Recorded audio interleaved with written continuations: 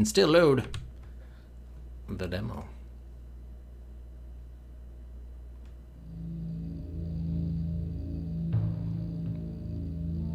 Imagine a world untamed. Imagine a time when justice was served with a steel blade. So this is the trailer. Imagine a force so powerful, so ruthless, it could conquer the entire civilized world. Now, imagine that force unleashed today. SouthPeak Interactive dares you to unveil their newest masterpiece, Temüjin, the Capricorn Collection, the world's most dangerous game, played as never before with the revolutionary technology of video reality. Shot entirely on 35mm film, with absolutely no rendered backgrounds. 360 degrees of completely seamless, incredibly real, motion picture quality gaming. Far beyond the state-of-the-art. Temüjin. Just imagine. I think when they actually released the game, they dropped the Capricorn Collection subtitle, as I recall. All right, so we got intro, video reality, behind the scenes, and SouthPeak Interactive, and the tour. I think the tour is the demo itself, but let's check out all the other sort of complimentary material, shall we? When the day of awakening is at hand, Wat Jin will raise the Khan, and the world will tremble to know the name of Wat Jin forevermore. The Stevenson Museum holds some of the world's most beautiful works of art, but somewhere inside, it also holds the spirit of the world's most notorious killer. Evil consumes everyone around it. He did kill her. Leave her alone! Meet me in my office. Soon, evil will consume the world. Unless you stop it. Temüjin, the game. Video reality, the height of entertainment, from SouthPeak Interactive. So almost like an alternate trailer, basically. All right, check out video reality. So this was like the new engine that I guess, yeah, they also did the Dark Side of the Moon for, which we haven't done yet. Welcome to the world of video reality. Previous generation game engines limit you to multi-directional views only at a few predefined spots.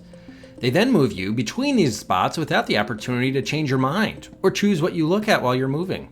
They even require a jarring shift in mode or point of view to accommodate different types of gameplay. Video reality technology gives you an entire 360-degree field of view and complete freedom of movement to explore and interact, to manipulate objects, alter the environment, and encounter other characters.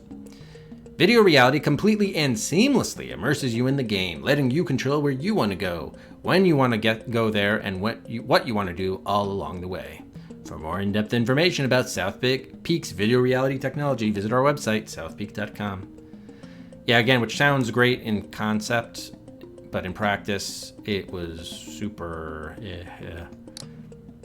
It was really annoying and tough to control. All right, let's look behind the scenes. It started out as our baby with just nothing more than an idea, and a lot of people having faith that it could be done, even though there's a lot of people that were saying you simply can't do this. We went to the Game Developers Conference last year and heard nothing but negative thoughts about what was going on with full motion video. Full motion video was dead. It's not dead, and it's back stronger than ever because we've changed the way it worked.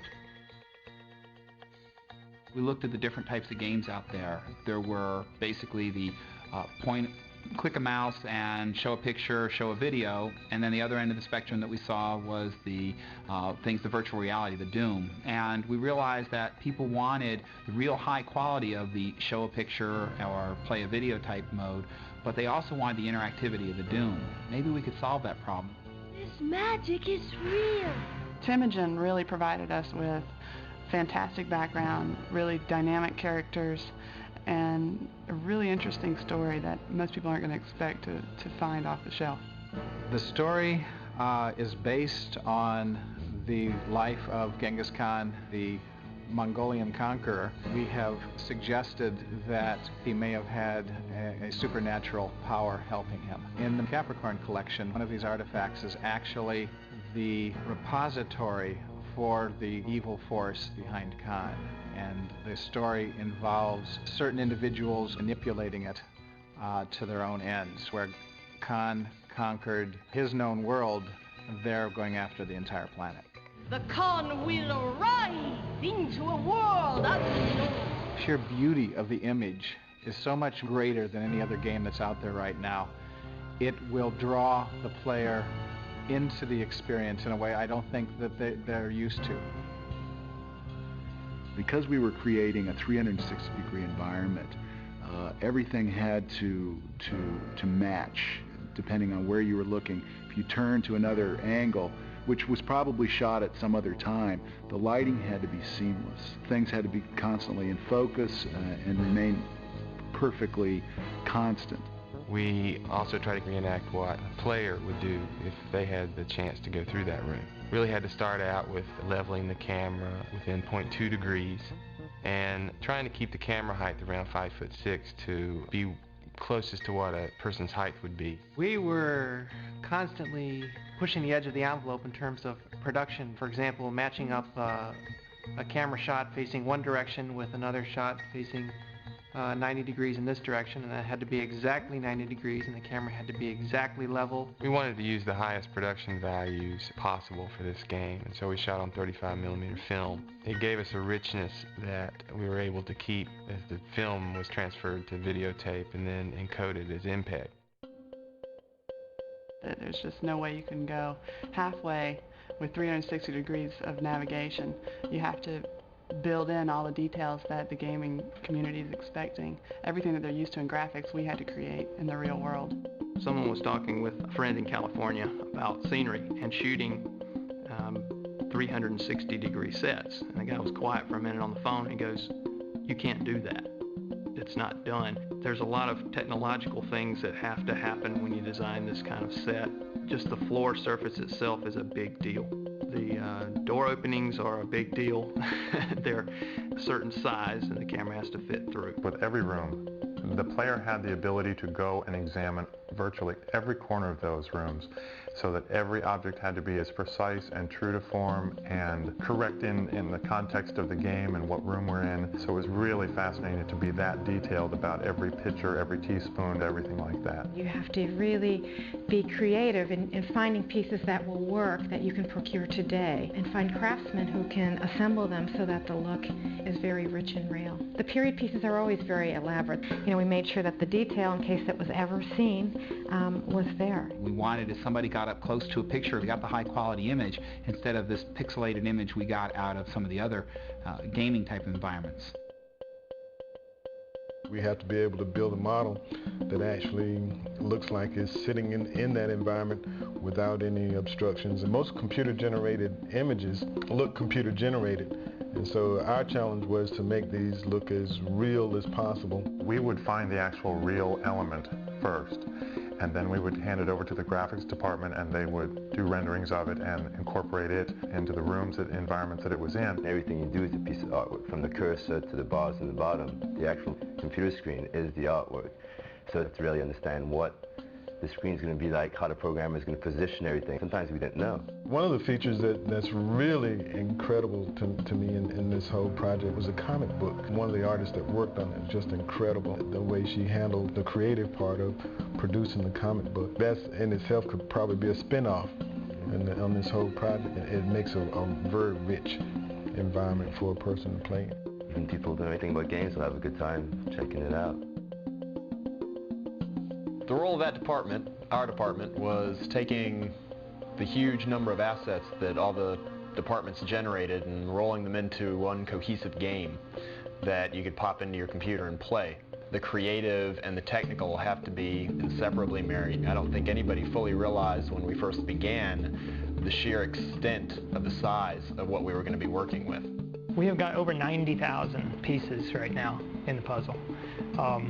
Those include, all the dramatic clips and sound bites and little things like flows and clip exits. None of this has been done before, so we're constantly pushing the technology and pushing the tool set into areas where it maybe was never intended to go. How did you do that? The little Scorpion M view that was developed for the book in the trunk, OCX, we placed those in the spatial video and we've animated them, so we're doing things with M views that people didn't really ever intend to do either. It's been a very creative experience. And we had three main challenges. One, we had to deal with all the special effects. Secondly, we had to manage an enormous number of assets. And third, we had to integrate the spatial footage with the dramatic footage. And often that involved a little twisting, bending, and warping of the picture to get it to match up. The PC environment is an absolutely hostile environment for audio, and anybody who makes video games knows the challenges of making good sounding audio on a PC. Anybody who knows audio can look behind me at what we have to work with here, what the tools we've been provided with, and know that what we end up with will be a cut above the rest. He killed my mom! If I thought you had any chance of telling anybody what you just heard, I'd end your sorry existence right now.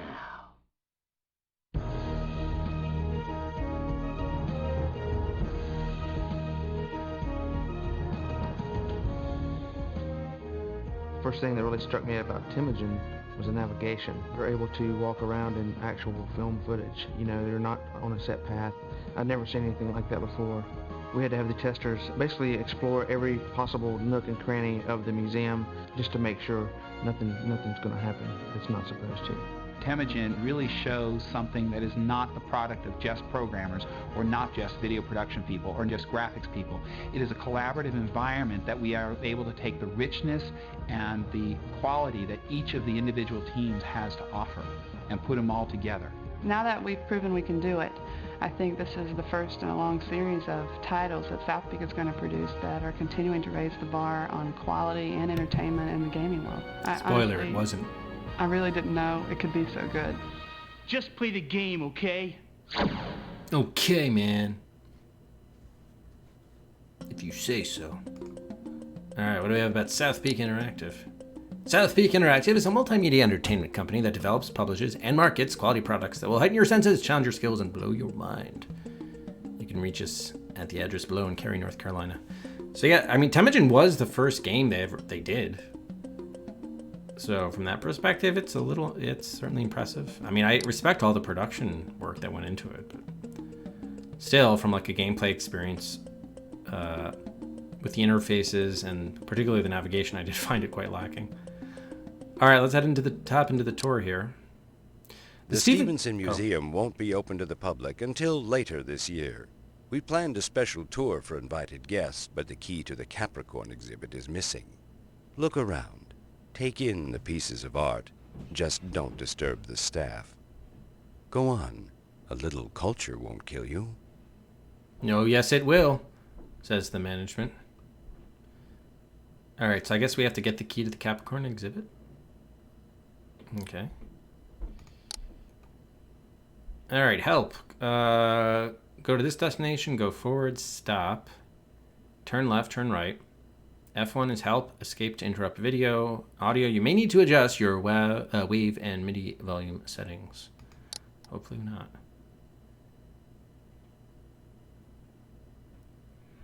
My story must be told, and many memories can now be yours as well. Use the magic. Let it feed my soul. Oh, we're going to a spot. Oh, do we have to collect puzzle pieces? What's going on here? Okay.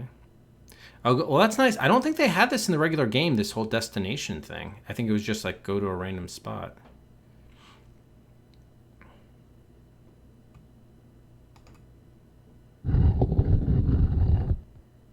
Yeah, I remember that from the game. Okay.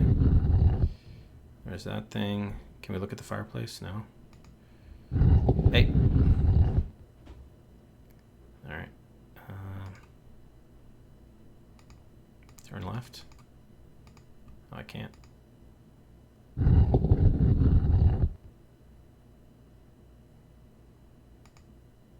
All about over here? They did say we should take a look at the art. Oh, we found one of the puzzle pieces. Nice. Okay.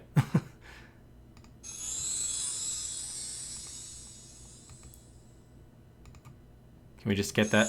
Yeah, we can get that sound effect going out of an item. Nice. All right. So maybe we got to find the 4 puzzle pieces. Is it all in this first room with these artworks? All right. Let's see. The paintings. Artist Vincent Willem van Gogh's painting, Sunflowers. Van Gogh's painting career... Oh, sorry to cut you off, sir. I'll let you finish next time. I mean, look how long it takes to actually get over there. Artist Pablo Ruiz Picasso's painting, Acrobate et Reine Arlequine. As a pupil of his father, Jose Ruiz Blasco, Picasso's adeptness for drawing began to manifest itself early, around the age of 10, and his first exhibition was at age 13. Picasso was born in Malaga, Spain in 1881 and died in Morgon, France in 1973. Can we get a whole biography about him? And you only see like a portion of the actual painting. Kind of strange. Oh, we got another puzzle piece. Nice. Okay, so we got red and orange. Yeah, there's going to be a quiz later. All right, so the ones that actually have the puzzle pieces, you don't get the biography. Oh, man, they're all here. Okay, cool. Nice. It's more of an orange-yellow. Oh, you looked up their address, Sir Marks, in Cary, North Carolina? Artist James Mollar's painting, The Departure of Abraham. Mollar was born in 1821 and died in 1899. Oh, we didn't get his whole life story that time. Okay. Is that over here?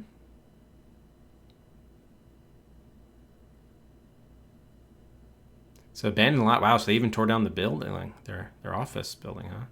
Artist Eugene Bodin is accredited with being one of the first French landscape painters to paint in the open air, directly from nature.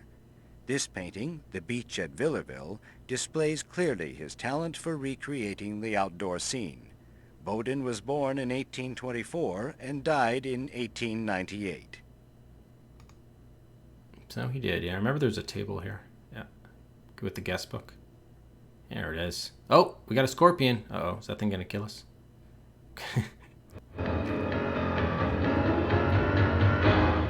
So this is in a totally in the game that was in a totally different room. So I don't think we're I think it's just a way for them to fancily show off that CGI sequence that they were so proud of.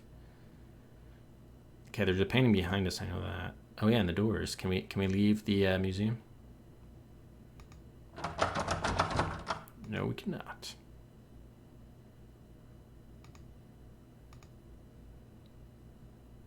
This painting has just been donated, and no information is currently available. Then why would you hang it up? Why would you put it on display? And the first thing people see when they walk into the museum, you don't even know anything about it.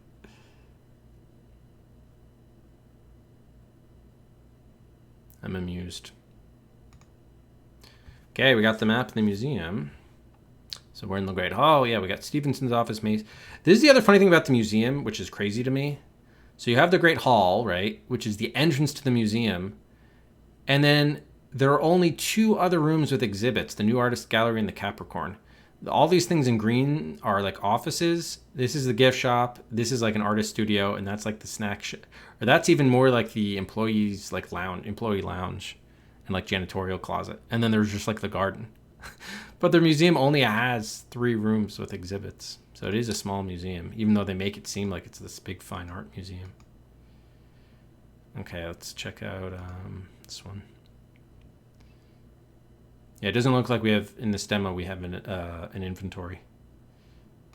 Artist Hilaire Germain Edgar Degas' painting, Blue Dancers. Degas was born in 1834 and died in 1917. Oh, we got a Degas. Artist Charles Paul Landon's painting, Hagar giving Ishmael water from the miraculous well in the desert. Landon was born in 1760 and died in 1826. What is he now? Okay, next. Go! Okay, we got the next puzzle piece. Oh no, we can't find the surface wave entry point. Oh, it's time for a puzzle. It's time for a puzzle. Well, first let's give it Cedric for finding it. But oh yeah, I remember this. Having trouble with this. Cause yeah, right. It's a different thing to like rotate it versus just move it. Yeah, this is gonna move it. No, it still rotates it. Where can I get? Or can I not? No, in this demo, they don't seem to have refined this interface, so I can't like... Oh man, that's a struggle. All right. Oh, there we go. Now we found a way to rotate. Okay, so I need the open fingers to not rotate it. Go. Okay. These pieces also don't like seem to be thematically consistent at all. This is probably lower right.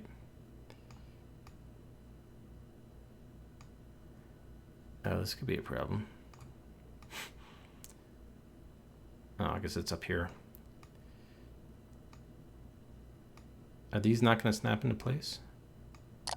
There we go. Yeah, that doesn't match at all. It's a jigsaw puzzle where you have to don't pay attention to the actual content here. This is on its side though. If we do that, that's not gonna. That doesn't look good.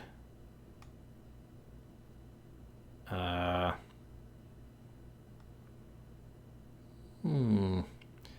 guess let's just for the sake of argument just put it there. See what happens.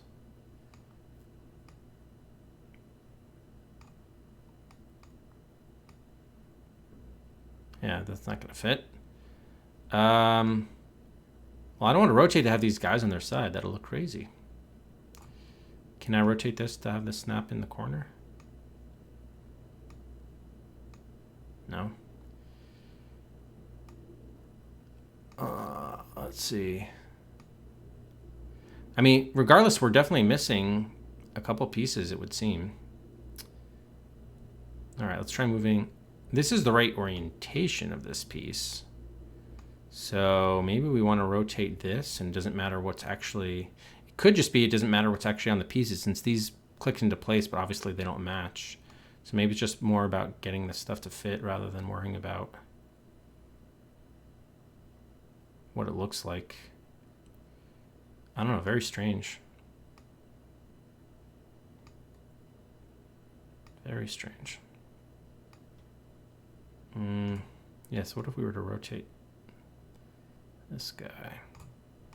Does he fit in over here? I don't think so. Do not think he does. Nope. Okay. Does this... Oh, maybe it's not a full-length puzzle. Okay, so this just fits here probably. It is just the 4 pieces. Okay, there we go. Well, that explains it. Yeah, because I remember in the game we actually had to fill in the whole canvas. So that definitely threw me a little bit. All right, how are we getting this piece in here?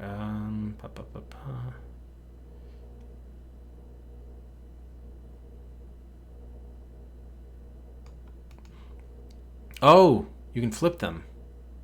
Oh. Okay. You can flip them. There we go. Now it makes sense. There we go. Orange, please no back seating. Appreciate it. Thank you.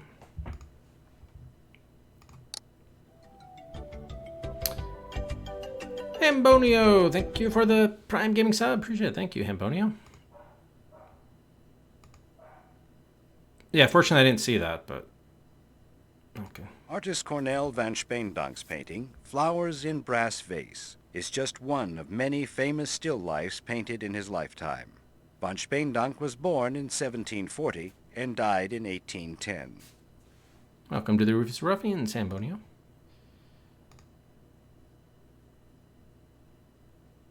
artist Edgar Payne's painting, Mesa in the Desert. Edgar was born in 1882 and died in 1947. Okay, let's just check to make sure there's nothing with the statue in the middle, because in the game itself there definitely was that. Can I stop? Okay. Oh no, he's not a destination. Doesn't have the yellow. It's that painting. All right, so I guess there's nothing there. All right, well, we still need the key to the exhibit, I guess, so let's go to the door.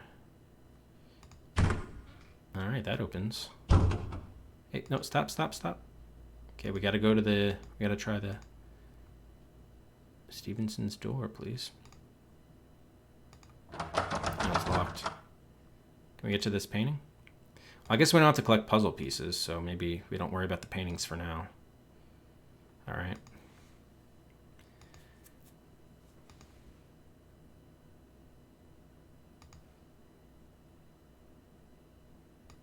Stop. Probably should have gone in the right door, because, yeah, all the offices are probably going to be locked, I guess. These were all staff offices, although this was the security office, I remember. Okay, locked.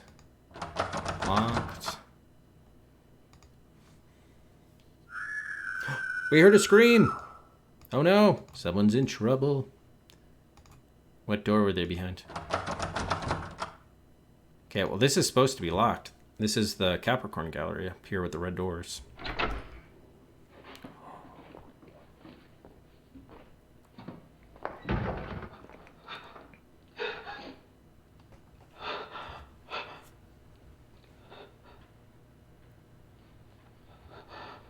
So that clip is from the game proper, but the puzzle that we had in the first room was not from the game.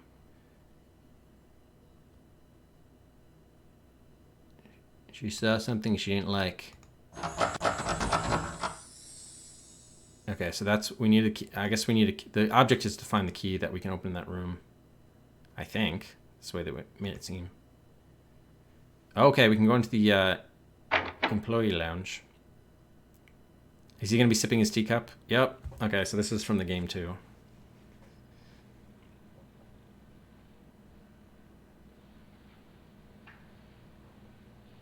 I like that recycle signs. It looks like it's out of an elementary school classroom.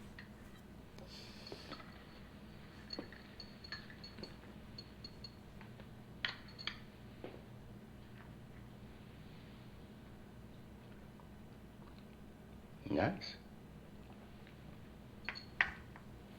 Glad to hear you enjoy your tea, sir.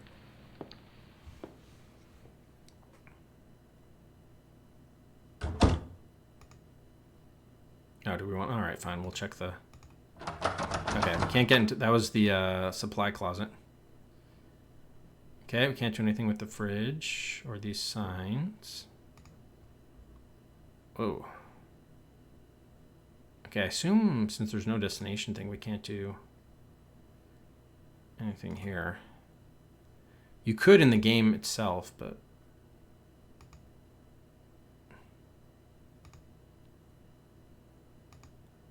No. Okay, what about the table? Over here. No. Is this room just empty, devoid of stuff? It seems that way. Oh, we can go. Well, I want to go back to the door.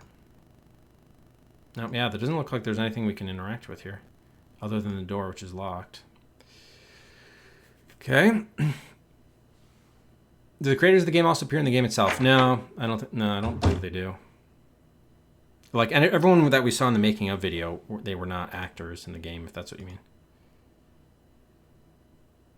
All right, that's where we just came from. So I think that's the studios, the next one. We might need to do stuff in the garden. I wouldn't be surprised about that. Okay. So the studio's locked. This was the other gallery.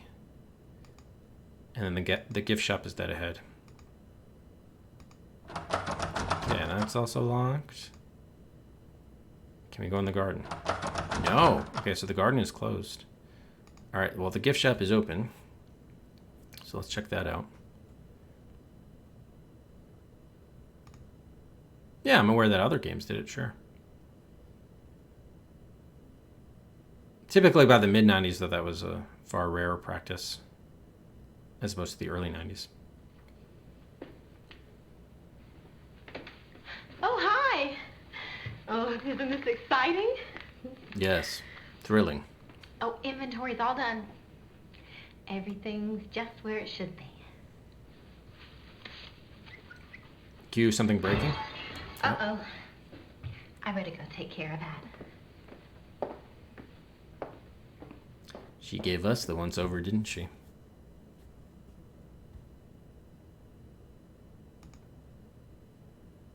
Okay, this had all the jigsaw puzzles I remember over here.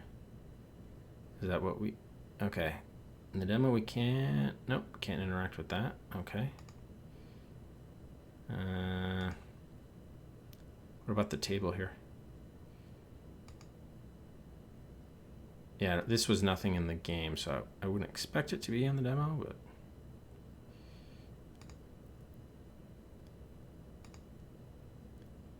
Alright, doesn't look like we can look at the desk. Alright, so that's kind of it for the gift shop, it would seem. So I think we've explored everything that we had access to. Unless we can get to the garden through the other door, but I would assume not. So this goes back to the Great Hall where we started.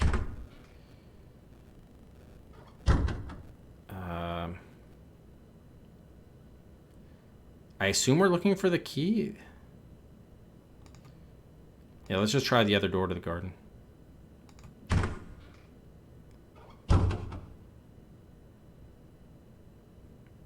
It's just having fun walking himself. Okay, stop there. Stop there. Okay, that's also locked, so we can't get to the garden. Wait, what does the help say? Just controls. Double. Oh, here they say double clicking on a puzzle piece flips the piece. Okay.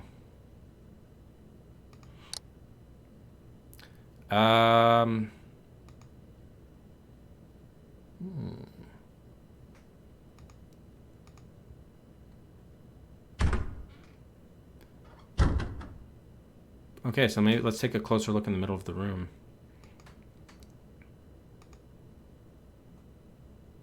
I can't do anything with the statue there. What about this crystal ball thing? No. Or maybe. Oh, yeah. Okay, here we go. Yeah, this was significant in the game.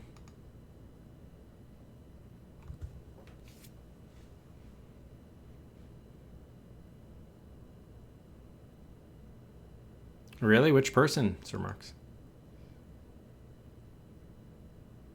Oh, it's telling us the key was there. We already opened that up and saw that the key was not there. Did it magically get transported there once we solved the puzzle? Is that what happened? Hey. Oh, see, this is what I'm talking about with the navigation is awful. Like, I couldn't just walk forward to where I actually wanted to go. See, and it bypasses the fireplace completely, so I can't see it in the screen. Oh, okay, I must have missed that. Yeah, so the key gets manufactured there after we solve the puzzle somehow. Alright, the key, it is ours. Yeah, the magic of Genghis Khan must have put it there. O'Neill Weezer. I assume that's like a QA guy? A tester? Alright, let's open up... Oh. Those allies against us are yet secure, despite my presence. Perhaps with my magic we can shake that security. Perhaps. Follow. Could have said follow me, but yes. I will follow you to the ends of the earth. All right. To the Capricorn Gallery. Well, at least we got to try every door. And the employee lounge is open for some reason. This layout just makes no sense for an actual museum, which is moderately amusing.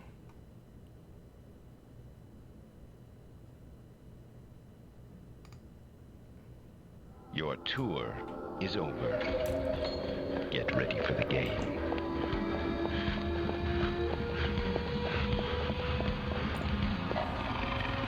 Temüjin, the Capricorn Collection.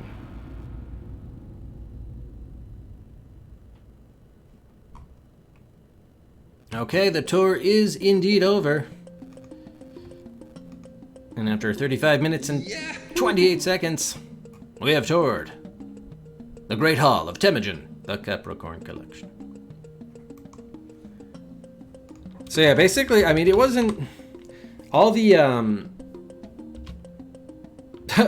video clips in it were taken from the game. So really, the only new content was just discovering the puzzle pieces in the Great Hall and then putting together that puzzle.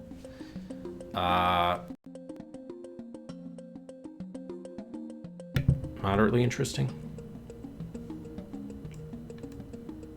Okay, there we go. So yeah, it's still the same. The interface at least struck me as slightly differently. I think they did change a few things with the icons that looked a little bit new, but nah. I think like of the other demos we played, like Monkey Island, Secret of Monkey Island, Titanic, Adventure Out of Time, Flight of the Amazon Queen. I think I'm missing one or two others. It seemed like, yeah, the different content they had was more interesting than this. I mean, they did have the making of video, so that was kind of cool. But from a gameplay perspective, it was just there.